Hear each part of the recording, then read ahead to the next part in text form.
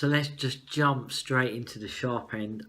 Once again, some fascinating questions that have come in via YouTube channel, and they've come in via a particular video. The video was cut a little while ago.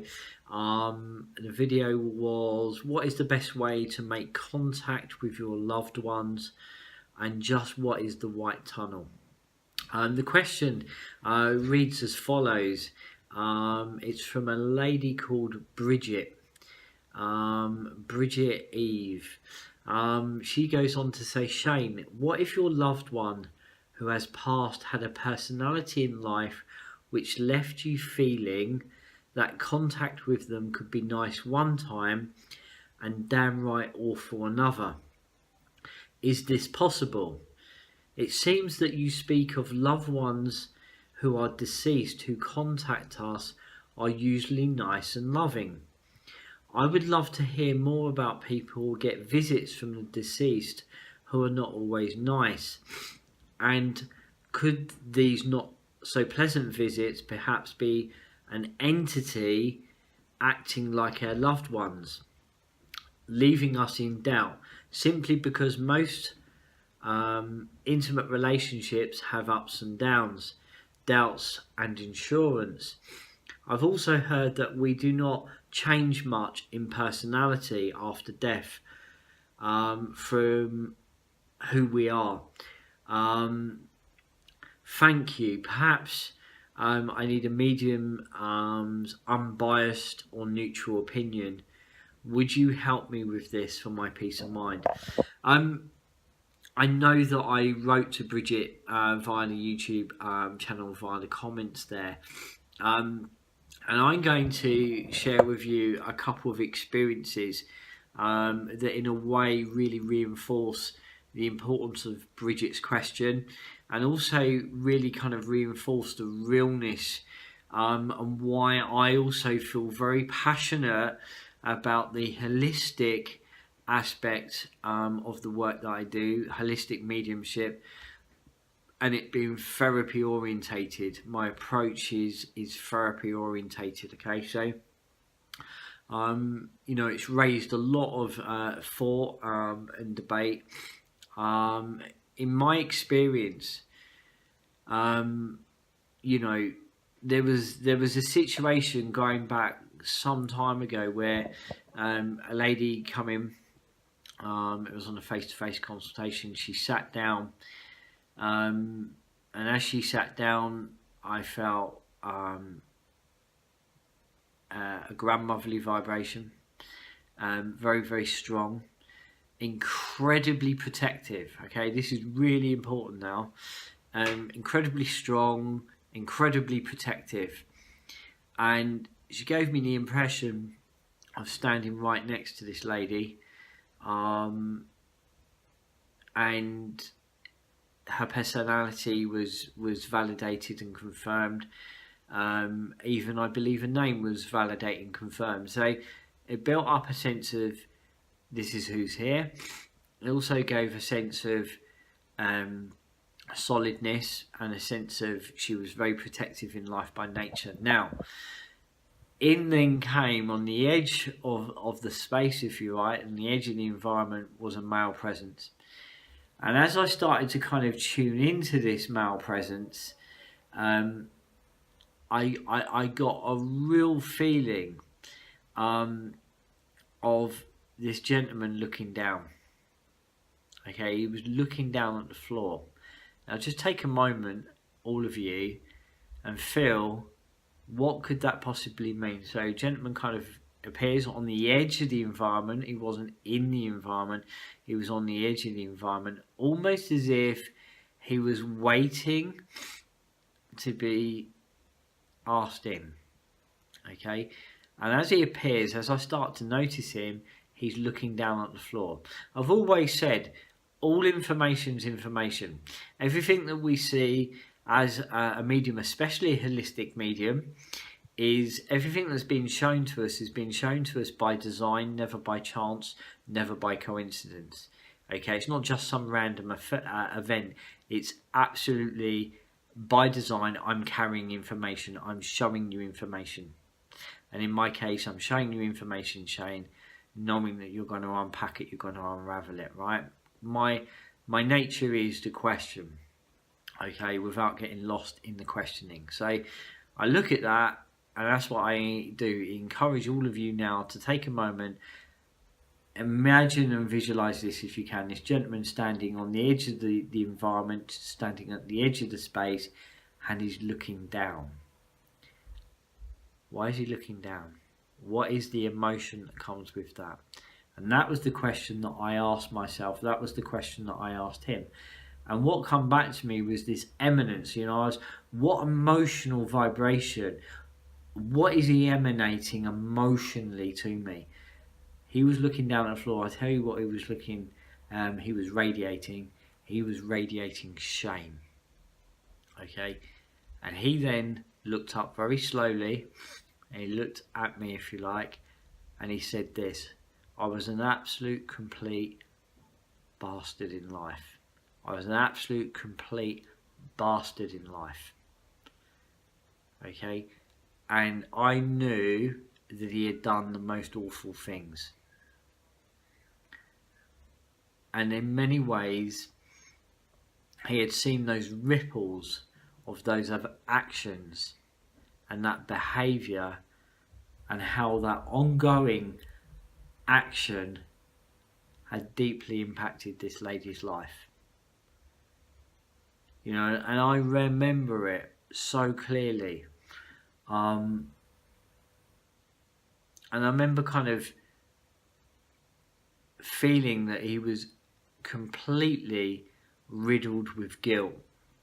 And it was as if, you know, he was looking for some form of forgiveness, yet in a way was kind of deeply sorry. And then I could feel my guide saying to me, "It's okay. He's allowed to be here."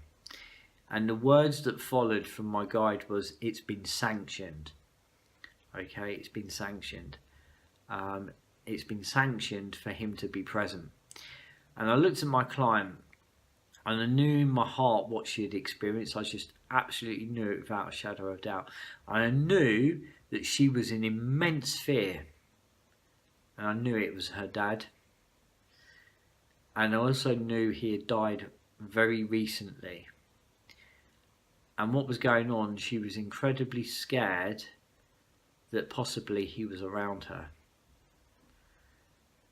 And I remember then going on to tell her that he held his head down in shame, and there was a line, and he was not going to cross it.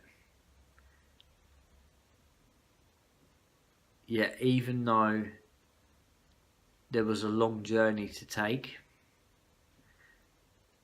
and maybe they wouldn't get there, but I knew that he was kind of sorry. So, you know, I think Bridget's question absolutely is very, very important. You know, what comes to the forefront so often is these very supportive, very kind of strong, very nurturing kind of contacts that are made. But I also know on a face-to-face,